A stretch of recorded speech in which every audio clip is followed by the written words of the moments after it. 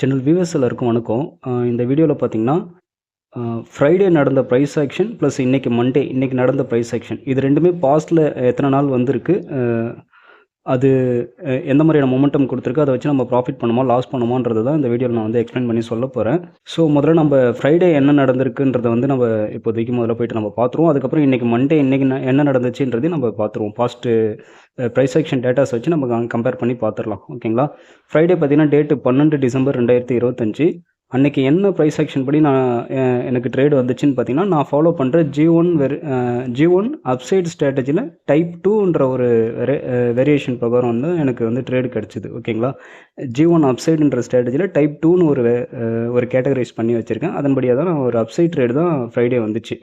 பட்டு ஃப்ரைடே பார்த்தீங்கன்னா மோஸ்ட்லி வந்து திங்கள் செவ்வாய் வந்து நிஃப்டியில் நல்லாயிருக்கும். ஒரு ஆப்ஷன் ரைட்டராக எனக்கு வந்து திங்கள் செவ்வாயில் வந்து நிஃப்டியில் நம்ம ரைட்டிங் பண்ணும்போது நல்ல டைம் டேக்கே இருக்கும், நல்ல ப்ராஃபிட்டபுளாக இருக்கும். அதே மாதிரி வந்து புதன்கிழமையும் வியாழக்கிழமையும் சென்செக்ஸில் போனால் நல்ல டைம் டேக்கே வந்து நல்லா ஃபாஸ்ட்டாக இருக்கும். பட் வெள்ளிக்கிழமை வந்து கொஞ்சம் கஷ்டம் தான் எப்போவுமே வந்து. ஏன்னா வெள்ளிக்கிழமைக்கு அப்புறம் நடுவில் 2 நாள் சனி ஞாயிறு இருக்குது, அப்புறம் திங்கள் செவ்வாய் 4 நாள் இருக்கிறதுனால வந்து ப்ரைஸ் வந்து அன்றைக்கி பெருசாக கரையாது. ஓகேங்களா? ஸோ மோஸ்ட்லி வெள்ளிக்கிழமை வந்து நல்ல ஒரு பெரிய மொமெண்டத்தை கேட்ச் பண்ணுற மாதிரினா தான் ட்ரேட் எடுப்பேன். முதல்ல வெள்ளிக்கிழமை வந்து ட்ரேட்ஸ் அவாய்ட் பண்ணுறது வந்து ரொம்ப நல்லது, எனக்கு செல்லராக நான் சொல்கிறேன். ஓகேங்களா? பட் அன்றைக்கி என்ன ப்ரைஸ் ஆக்ஷன் நடந்துச்சுன்றதை நான் இப்போ நான் உங்களுக்கு எக்ஸ்பிளைன் பண்ணி சொல்கிறேன். பாஸ்ட் டேட்டாவை போய் எடுத்து வச்சு நம்ம பார்ப்போம். நீங்கள் வந்து சார்ட்டை நீங்கள் வச்சு பார்த்தீங்கன்னா பாஸ்ட்டில் வந்து இதே மாதிரி தான் நடந்திருக்கும். நேற்று அன்றைக்கி வெள்ளிக்கிழமை நடந்த ப்ரைஸ் ஆக்ஷன் பாஸ்ட்டில் நிறைய டைம் நடந்திருக்கும். ஸோ அதை வச்சு நீங்கள் பார்த்துக்கலாம். ஓகேங்களா? இப்போ 2021 போயிடுறேன், G1 போயிடுறேன். G1ல் அப்சைட் ட்ரேடு தான் அன்றைக்கி வந்துச்சு. அதில் வந்து டைப் 2 எடுத்துக்கிறேன். ஸோ இதில் வந்து ப்ராஃபிட்டபுளாக போன ட்ரேடு தான் அது. ஸோ ப்ராஃபிட் சைடு போய்க்கிறேன். ஸோ இதிலே லாஸ் போன நாட்களும் இருக்கும், அதை வந்து நான் ஸ்டாப் லாஸ்ன்னு கொடுத்துருப்பேன். லாஸ் போன நாட்கள் பார்த்திங்கன்னா ஒரே ஒரு நாள் தான் 2021 இந்த ஸ்ட்ராட்டஜி பிரகாரம். ப்ராஃபிட் போன நாட்கள் பார்த்திங்கன்னா ஒரு 5 நாள் போயிருக்கு. ஓகேங்களா? ஸோ இதை நம்ம எடுத்து வச்சுக்குவோம். இங்கே பார்த்திங்கன்னா ப்ரைஸ் வந்து உங்களுக்கு R1 ப்ரீவியஸ் டே ஹைக்கு மேலே ஓப்பன் ஆகிருக்கு. அதுக்கப்புறம் வந்து 20 EMA வந்து ரெஸ்பெக்ட் பண்ணிவிட்டு 50 EMA தாண்டிலாம் க்ளோஸ் வைக்க முடியாமல் அப்படியே போயிட்டு இந்த டே ஹையை தாண்டி க்ளோஸ் வச்ச உடனே என்ட்ரி. ஓகேங்களா? அங்கேருந்து அப்படியே upside movement end of the day வரைக்கும் வெயிட் பண்ணால் நல்லா அப்சைட் மூவ்மெண்ட் கிடைக்கும். ஸோ இதுதான் வந்து ப்ரைஸ் ஆக்ஷன். அடுத்த சார்ட்டுக்கு போயிடுவோம். ஸோ இங்கே பார்த்தீங்கன்னா அதே மாதிரி தான் ப்ரீவியஸ் டே ஹைக்கு மேலே ஓப்பனு அப்படியே வந்து 20 EMA + 50 வந்து ரெஸ்பெக்ட் பண்ணியிருக்கு. 50 தாண்டி க்ளோஸ் வைக்க முடியல. அதுக்கப்புறம் அப்படியே போயிட்டு டே ஹையை தாண்டி க்ளோஸ் வச்சோடனே அங்கேருந்து ஒரு அப்சைட் மூவ்மெண்ட் அப்படியே டே எண்டு வரைக்கும் நல்ல ஒரு அப்சைட் மூவ்மெண்ட். ஓகேங்களா? இதே ஃப்ரைடே சார்ட் எடுத்து வச்சு பார்த்தீங்கன்னா இதே மாதிரி தான் ப்ரைஸு இந்த ஏரியாவில் ஓப்பன் ஆகிருக்கும். ஒன்று ப்ரீவியஸ் டே ஹை இல்லை R1க்கு மேலே இந்த மாதிரி ஓப்பன் ஆகிருக்கும். அதுக்கப்புறம் வந்து 20 EMA வந்து ரெஸ்பெக்ட் பண்ணிவிட்டு 50லாம் தாண்டி க்ளோஸ் வைக்க முடியாமல் டே ஹையை தாண்டி க்ளோஸ் வச்சு அப்படியே ஒரு அப்சைட் மூவ்மெண்ட் கொடுக்கும். ஸோ இதுதான் நடந்திருக்கும். நீங்கள் வேணால் உங்களோட சார்ட் எடுத்து வச்சு நீங்கள் பார்த்துக்கோங்க கம்பேர் பண்ணி இந்த பாஸ்ட் டேட்டாவை. ஸோ இங்கே பார்த்தீங்கன்னா அதே மாதிரி தான் அன்றைக்கி டே ஹையை தாண்டி க்ளோஸ் வச்சோன்னே அங்கேருந்து ஒரு சேம் டைரெக்ஷன். பட் ஃப்ரைடே வந்து டே ஹையை தாண்ட முடியாமல் நிறைய டைம் அந்த இடத்த ரெஸ்பெக்ட் பண்ணிட்டு வந்துட்டு ஈவினிங் 2 மணிக்கு மேலே தான் க்ளோஸ் வச்சுட்டு அங்கேருந்து ஒரு அப்சைட் மூவ்மெண்ட்டு போச்சு. ஓகேங்களா? இதுதான் வந்து ஃப்ரைடே நடந்துச்சு. இது வந்து பாஸ்ட்டில் இதே மாதிரி தான் நடந்திருக்கும் நிறைய டைம். ஸோ நான் அதை பேஸ் பண்ணி தான் நான் ட்ரேட் பண்ணுறேன். பட் அன்றைக்கி ஃப்ரைடே வந்து நான் பெருசாக டைம் டேக்கே இருக்காது, ட்ரேடு வந்து ரொம்ப லேட்டாக வந்ததால் மோஸ்ட்லி அந்த மாதிரி ட்ரேட்ஸ் வந்து அவாய்ட் பண்ணிக்கிறது நல்லது. அதில் ஒன்றும் பெருசாக கிடைக்காது, அதனால தான்.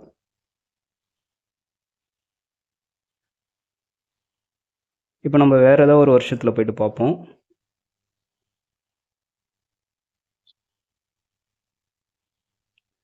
(2022) போயிடுவோம். G1 எடுத்துக்கிறேன், அப்சைடு எடுத்துக்கிறேன், டைப் 2 போகிறேன். இதில் பார்த்தீங்கன்னா ப்ராஃபிட் ஸ்டாப் லாஸ்னு இருக்கும். ஸ்டாப் லாஸ் அடித்த டேஸ் வந்து கம்மியாக இருக்கும். ஸோ 2 நாள் அடிச்சிருக்கு, ஒரு நாள் வந்து ரிக்கவர் ஆகிருக்கு. இதே ப்ராஃபிட்டபிள் டேஸ் வந்து கிட்டத்தட்ட ஒரு 8 நாள் இருக்குது. ஓகேங்களா? ஸோ இப்போ நம்ம இந்த எக்ஸாம்பிள் சார்ட்டை எடுத்துப்போம். இங்கே வந்து பார்த்தீங்கன்னா டே ஹையை தாண்டி க்ளோஸ் வச்சோன்னே நம்ம என்ட்ரி எடுத்துக்கணும். அங்கேருந்து பார்த்தீங்கன்னா நல்ல ஒரு எண்ட் ஆஃப் த டே வரைக்கும் ஒரு அப்சைட் மூவ்மெண்ட்டு தான் முடிஞ்சிருக்கு. இங்கே பார்த்தீங்கன்னா டே ஹையை தாண்டி க்ளோஸ் வச்சோன்னே entry, end of the day பார்த்தீங்கன்னா நல்லா வந்து பாசிட்டிவாக தான் முடிஞ்சிருக்கு. இந்த ட்ரேட்லாம் செல்லிங் பண்ணியிருந்தா தான் ஓரளவுக்கு உங்களுக்கு நல்ல ப்ராஃபிட் கிடைக்கும். ஏன்னா இங்கே நல்லா டைம் டேக்கே ஆகிருக்கும். பையிங் பண்ணியிருந்தால் ஒன்றும் பெருசாக வந்திருக்காது. ஸோ இப்படியும் நடக்கும். இது வந்து இதே மாதிரி ஒரு ட்ரேட் வந்து நம்மளுக்கு வரும்போது நான் இதை எடுத்து வச்சு நான் காட்டுறேன். இது என்னென்னா இங்கே வந்து பார்த்தீங்கன்னா 20 தாண்டி க்ளோஸ் வச்சிருக்கு, 50 தாண்டி க்ளோஸ் வச்சிருக்கு. பட் இங்கே பார்த்தீங்கன்னா சென்ட்ரல் பிவோட்டை தாண்டி க்ளோஸ் வைக்க முடியல. ஓகேங்களா? அப்படியே போய்ட்டு டே ஹையை தாண்டி க்ளோஸ் வச்சோடனே அங்கேருந்து ஒரு அப்சைடு என்ட்ரி.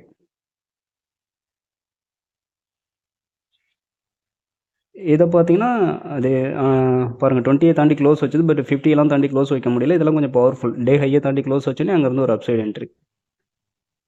இதுவும் பாருங்கள் ஓப்பன் வந்து இந்த R1க்கு மேலே ஓப்பன் அப்படியே உள்ளே வந்திருக்கு, வந்து 20 தாண்டி க்ளோஸ் வச்சிருக்கு. 50 தாண்டி க்ளோஸ் வைக்க முடியல, திரும்ப ரிட்டர்ன் போய் அங்கேருந்து நல்லபடியாக ஒரு ப்ராஃபிட்டபிள் மூவ்மெண்ட் அப்சைடு. இது வந்து செல் பண்ணியிருந்தால் ஓரளவுக்கு ப்ராஃபிட்டபுளாக இருந்திருக்கும் டே ஹையை தாண்டி க்ளோஸ் வச்சோடனே. ஓகேங்களா, இதுவும் டே ஹையை தாண்டி நல்லா ஒரு புல்லிஷாக தான் முடிஞ்சிருக்கு end of the day. So இதுவும் நல்லா புல்லிஷாக தான் எண்ட் ஆஃப் த டே முடிஞ்சிருக்கு. இங்கே வந்து 20வே ரெஸ்பெக்ட் பண்ணிவிட்டு அப்படியே போய்ட்டு டே ஹையை தாண்டி க்ளோஸு, அங்கேருந்து ஒரு புல்லிஷ்.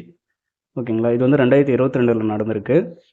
2023 கூட போய்ட்டு பார்ப்போம். எதுவுமே இங்கே புதுசாக நடக்காது, எல்லாம் நடந்து தான் திருப்பி நடந்துகிட்ருக்கும். அதெல்லாம் நம்ம ஓரளவுக்கு அண்டர்ஸ்டாண்ட் பண்ணி எல்லாத்தையும் கேட்டகரைஸ் பண்ணி ஸ்ட்ராட்டஜிக்கெலாம் நம்ம அதை அப்ரோச் பண்ணோன்னா, மார்க்கெட்டு ஓப்பன் ஆனதுக்கப்புறம் போய்ட்டு ஸ்ட்ராட்டஜிஸ் ரெடி பண்ணுறதில்ல. முன்னாடியே ட்ரேடிங் பிளானை ரெடி பண்ணிவிட்டு தான் மார்க்கெட்டுக்குள்ளேயே போகணும். அப்படி போனோன்னா மார்க்கெட்டை வந்து எந்த ஒரு பயமும் இல்லாமல் நம்மளால் வந்து ஹேண்டில் பண்ண முடியும். ஓகேங்களா, இங்கே G1 அப்சைடு போகிறேன், டைப் 2 போகிறேன், ப்ராஃபிட்டபிள் ட்ரேட்ஸ் போகிறேன். ப்ராஃபிட்டபிள் ட்ரேட்ஸ் வந்து 8 இருக்குது.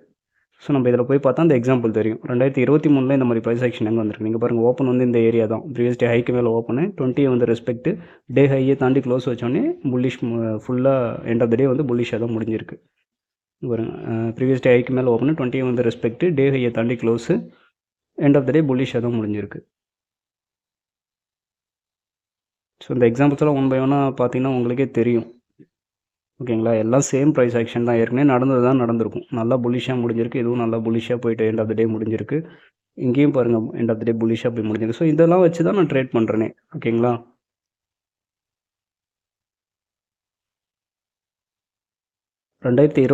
கூட ஒரு எக்ஸாம்பிள் நான் எடுத்து வச்சு காட்டிடுறேன். 2024 போகிறேன், G1 போகிறேன், G1 அப்சைடு போகிறேன், டைப் 2 போகிறேன், ப்ராஃபிட்டபிள் ட்ரேட்ஸ் போகிறேன். இதில் பார்ப்போம். இதுவும் அதே மாதிரி சேமாக நடந்திருக்கும் பாருங்கள்.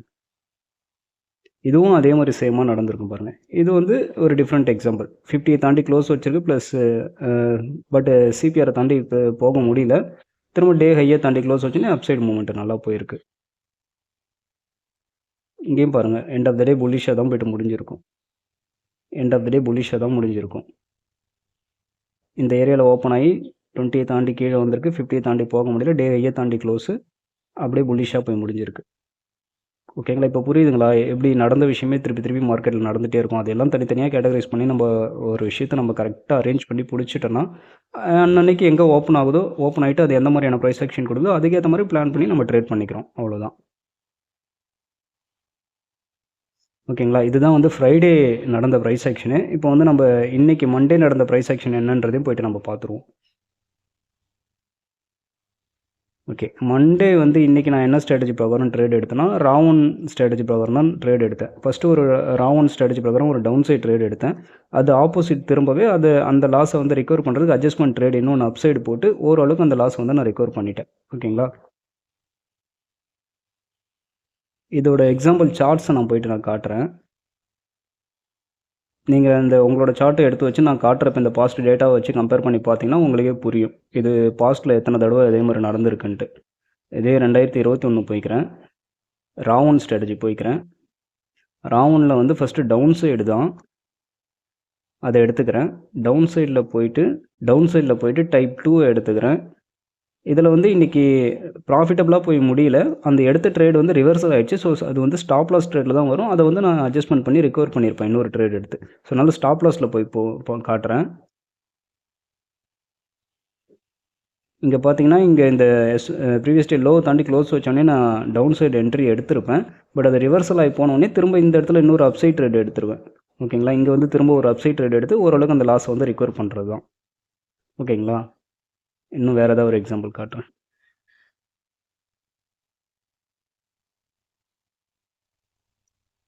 2022 போய்க்கிறேன், ராவன் போய்க்கிறேன். ராவன் டவுன் சைடாக தான் ஃபஸ்ட்டு நம்ம எடுப்போம், அதுக்கப்புறம் தான் அது ரிவர்சல் ஆகி அப் சைடு போயிடும். ஸோ அப்போ ஸ்டாப் லாஸ் ட்ரேட்ஸில் போய் பார்த்தோன்னா அதுக்கான எக்ஸாம்பிள் சார்ட்ஸ்லாம் கிடைக்கும். ஓகே, இங்கே வந்து பார்த்தீங்கன்னா இந்த இடத்துல ஒரு டவுன் சைட் ட்ரேட் எடுத்திருப்போம். ஒன்று இந்த டே லோ கட் பண்ணி க்ளோஸ் வச்சா எடுக்கலாம், அப்படி இல்லைனா இங்கே S1 தாண்டி க்ளோஸ் வைக்கும் போதே கூட இதை எடுத்துக்கலாம். ஓகேங்களா, அப்படி எடுத்துனா அது நல்லா S2 S3 50% போச்சுன்னா நம்ம ப்ராஃபிட்டை புக் பண்ணிடலாம் என்னோட ஸ்ட்ராட்டஜி பார்க்குறோம். பட் போகாமல் அப்படியே திரும்ப ரிட்டர்ன் திரும்பிச்சுன்னா 50 தாண்டி க்ளோஸ் வச்சோன்னே நான் இன்னொரு அட்ஜஸ்ட்மெண்ட் ட்ரேட் எடுத்து அந்த லாஸ் ஓரளவுக்கு ரிகவர் பண்ணிவிடுவேன். ஓகேங்களா, அட்ஜஸ்ட்மெண்ட் ட்ரேட் எதுக்குன்னா, ஒன்று ஒரு பிரேக் ஈவனில் முடிக்கணும், இல்லை ஒரு சின்ன லாஸில் முடிக்கணும், இல்லை ஒரு சின்ன ப்ராஃபிட்டில் கூட முடிக்கலாம். ஸோ அதுக்காக தான் அந்த அட்ஜஸ்ட்மெண்ட் ட்ரேட் இன்னொன்று எடுக்கிறோம். மோஸ்ட்லி ஒரு ட்ரேடு தான் நம்மளுக்கு. ஒரு ட்ரேடு வர அன்னைக்கெலாம் ஓரளவுக்கு டார்கெட் வச்சுனா நல்லா ப்ராஃபிட்டில் முடிச்சிருவோம். ஒரு வேளை சில நாட்களில் 2 ட்ரேட்ஸ் எடுக்க வேண்டியதாக இருக்கும். அன்றைக்கி வந்து ஒரு வேளை அந்த லாஸை ரெக்கவர் பண்ணுறதுக்காகவோ, இல்லை பிரேக் ஈவன்லையோ, இல்லை சின்ன ப்ராஃபிட்லையோ முடிக்கிறதுக்கான வாய்ப்புகள் வந்து ஒரு அட்ஜஸ்ட்மெண்ட் ட்ரேட் எடுக்கிறதுனால வரும். ஓகேங்களா? இங்கேயும் அப்படி தான் ஒரு டவுன் சைட் ட்ரேட் எடுத்திருப்பேன். பட் ஆப்போசிட் திரும்பி போகும்போது இன்னொரு அப்சைட் ட்ரேட் எடுத்து ரெக்கவர் பண்ணிவிடுவோம். இது எனக்கு இதுவும் ஒரு சில நாட்களில் நடக்கும். நம்ம எடுத்தோடனே ஒரே டைரெக்ஷன்லேயே அந்த ட்ரேட் போயிடாது. சம்டைம் ரிவர்சல் ஆச்சுன்னா இன்னொரு ட்ரேட் எடுத்து அட்லீஸ்ட் அந்த லாஸையாச்சும் ரெக்கவர் பண்ணி முடிச்சிட்டோன்னா ஓரளவுக்கு நம்ம ஓவரால் ப்ராஃபிட் நம்மளோட லாஸஸ்லாம் கம்பேர் பண்ணும்போது நம்ம ஓரளவுக்கு நல்ல ப்ராஃபிட்டில் தான், டீசெண்டான ப்ராஃபிட்டில் தான் நம்ம இருப்போம். இது 2023 ராவன் போகிறேன், டவுன் சைட் போகிறேன், டைப் 2 போகிறேன். ஒரே ஒரு நாள் தான் வந்திருக்கு. ஸோ இதில் ஸ்டாப்லாஸ் ட்ரேட்ஸ் இல்லை.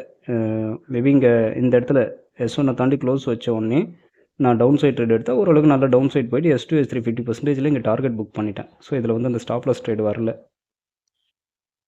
இந்த வருஷத்து வந்து ரிவர்சல் ஆகிற ட்ரேட் வந்து வரல. 2024 போய்க்கிறேன், ராவன் போய்க்கிறேன், ராவன் டவுன் சைடு, அதில் டைப் 2 ஸ்டாப்லாஸ் ட்ரேட்ஸில் போய் பார்த்தா எக்ஸாம்பிள்ஸ் நம்மளுக்கு கிடைக்கும். ஓகே, இங்கே பார்த்தீங்கன்னா ஓப்பன் வந்து இங்கே ஓப்பன் ஆகி மேலே போயிட்டு திரும்ப கீழே வந்திருக்கு. ஸோ இந்த இடத்துல இந்த ரெட் கேண்டில் வந்து க்ளோஸ் வச்சோடனே டவுன் சைடு என்ட்ரி எடுத்திருப்பேன். அது போயிட்டு ஸ்டாப் லாஸ் அடிச்சுட்டு திரும்ப ரிவர்சல் ஆகிடுச்சு. ஸோ அப்போ 50 EMA தாண்டி க்ளோஸ் வச்சோடனே திரும்ப நான் அப்சைட் ட்ரேட் எடுத்துருவேன். அதை எடுத்து ஓரளவுக்கு அந்த லாஸ் வந்து நம்ம ரெக்கவர் பண்ணிக்கலாம். அதுதான் வந்து அட்ஜஸ்ட்மெண்ட் ட்ரேடு. ஓகேங்களா?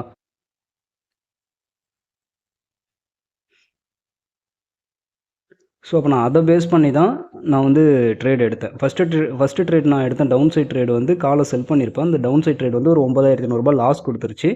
அடுத்தது உடனே ஆப்போசிட் சைட் ட்ரேட் வந்து reversal trade, adjustment trade PA வந்து செல் பண்ணி ஓரளவுக்கு அந்த லாஸ் வந்து நான் ரிகவர் பண்ணிட்டேன். ஓவரால் இன்றைக்கி லாஸ் வந்து 2,448 ரூபா வந்து இன்றைக்கி லாஸு. இது இல்லாமல் சார்ஜஸ் ஒரு 180 ரூபா வந்திருக்கும். ஓகேங்களா? இதுதான் என்னையோட லாஸு. ஓரளவுக்கு நம்ம ப்ராஃபிட் பண்ணும்போது டீசெண்டான ப்ராஃபிட் பண்ணிக்கிறோம்ல. அதனால் ஒரு சில நாட்கள் லாஸ் வரும்போது அந்த சின்ன லாஸை நம்ம அக்செப்ட் பண்ணி தான் ஆகணும்.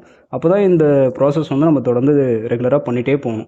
இது எப்படி இந்த மாதிரி ப்ராஃபிட் பண்ணும்போது ஓரளவுக்கு நல்ல ப்ராஃபிட் பண்ண முடியுது, லாஸ் வரும்போது கொஞ்சம் சின்னதாகவே பண்ண முடியும்னா ரிஸ்க் மேனேஜ்மெண்ட் ரூல்ஸை வந்து நம்ம ஸ்ட்ரிக்டாக ஃபாலோ பண்ணிக்கிறோம்.